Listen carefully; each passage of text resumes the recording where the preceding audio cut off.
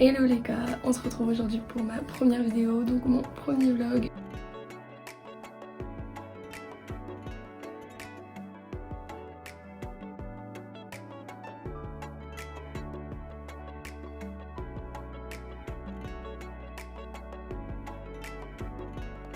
Donc là, je vais me motiver un peu pour faire une petite séance de sport avant de commencer à me préparer.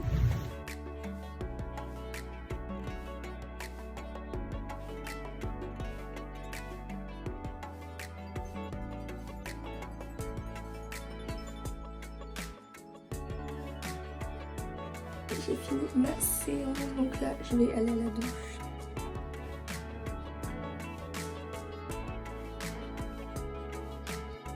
Là j'ai choisi ma tenue, du coup j'ai mis un débardeur, je sais pas trop d'où il vient, et un pantalon de chez Berka. Et voilà.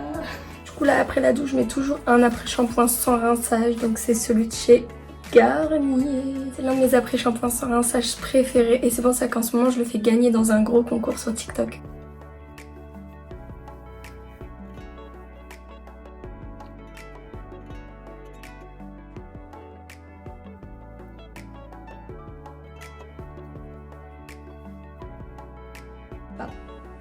Pour les yeux, il est fini. J'ai trop le seum, je suis trop dégoûtée. Je vais devoir en prendre un autre. Du coup, j'ai pris celui-là en attendant.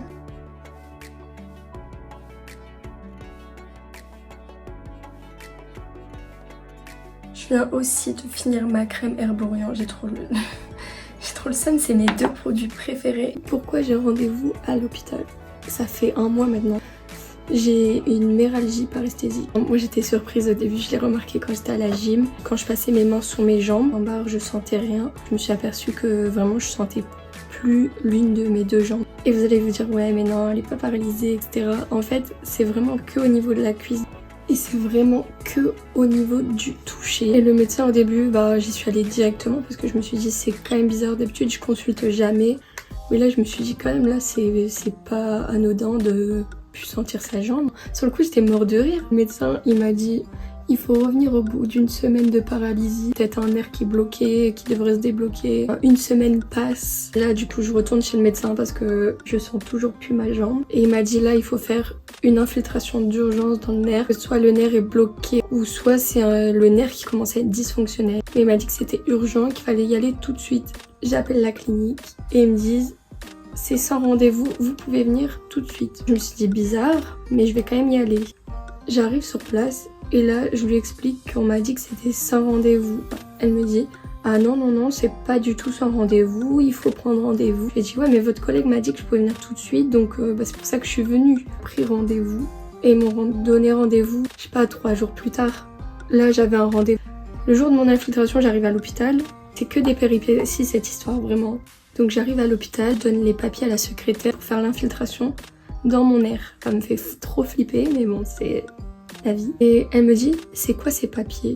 Je lui dis, c'est les papiers pour mon infiltration. Elle dit, oui, mais là, vous me donnez des papiers pour un rendez-vous qui n'a pas lieu. Je lui dis, normalement, j'avais rendez-vous. Elle me dit, ah non, votre rendez-vous a été annulé. Ils ont annulé le rendez-vous sans nous prévenir. Elle nous dit, si, on vous a appelé, on vous a même laissé un message sur la messagerie. Et là, je lui dis, mais non, j'ai vraiment rien reçu. Et elle dit on a appelé au... Et elle dit un numéro. Ils ont pris le numéro qu'il y avait dans mon dossier de quand je m'étais fait opérer 10 ans avant dans cet hôpital-là. Et là on lui dit mais en fait vous avez pas mis à jour mon dossier, le numéro il est plus bon depuis super longtemps. Elle dit si c'est le numéro qu'on a. Et ma mère elle dit non même sur Doctolib on a eu confirmation et c'était pas ce numéro-là. Ma mère, elle lui a montré la preuve que c'est pas ce numéro-là. Elle me dit, si, nous on a eu le numéro sur Doctolib, alors que c'était pas vrai, c'est impossible parce que je suis majeure. Normalement, Doctolib, ils auraient dû prendre mon Doctolib, mais là, finalement, ils avaient pris le Doctolib de ma mère. Et sur le Doctolib de ma mère, il n'y a jamais eu l'ancien numéro. C'est son nouveau numéro depuis un bon moment. Enfin bref, on a pris du coup... un autre rendez-vous. Elle nous a mis en contact avec un autre hôpital. Du coup, ils m'ont donné rendez-vous et ils voulaient que j'attende jusqu'à fin septembre. Vraiment, ils voulaient que j'attende 1 mois et demi. Mais sauf que mon médecin, il m'a dit c'est urgent, quoi, ça peut pas attendre. J'ai réussi à négocier pour le 19 septembre, donc aujourd'hui. Là, je tente un truc sur les crayons à lèvres, mais je sais pas du tout mettre des crayons à lèvres. Franchement, pas mal avec un gloss, ça peut passer. En fait, le fin mot de l'histoire, c'est qu'elles avaient annulé mon rendez-vous parce qu'en fait, ils ont pas de scanner à l'hôpital. Mais ils auraient pu me prévenir qu'ils avaient pas de scanner dans l'hôpital quand j'ai pris rendez-vous, quoi. Ils savent très bien parce que sur mon ordonnance, c'était marqué infiltration éco-guidée. Ils savaient très bien que c'était à faire sous scanner, c'était pas logique. Ce week-end, j'étais aux internationaux aussi, ça m'a permis de me changer un peu les idées, de pas trop stresser. Et c'était trop bien, je vais essayer de vous mettre un petit peu des extraits.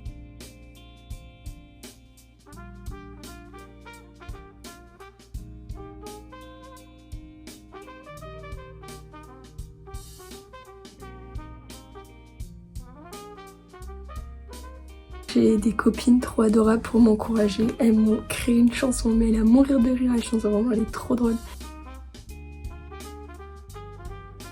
Je suis rentrée et du coup là, comme j'ai ma jambe endormie, je peux rien faire vraiment pendant 48 heures, je dois rester assise ou allongée. Du coup je vais prendre mon goûter, regarder une petite série, puis faire du montage vidéo.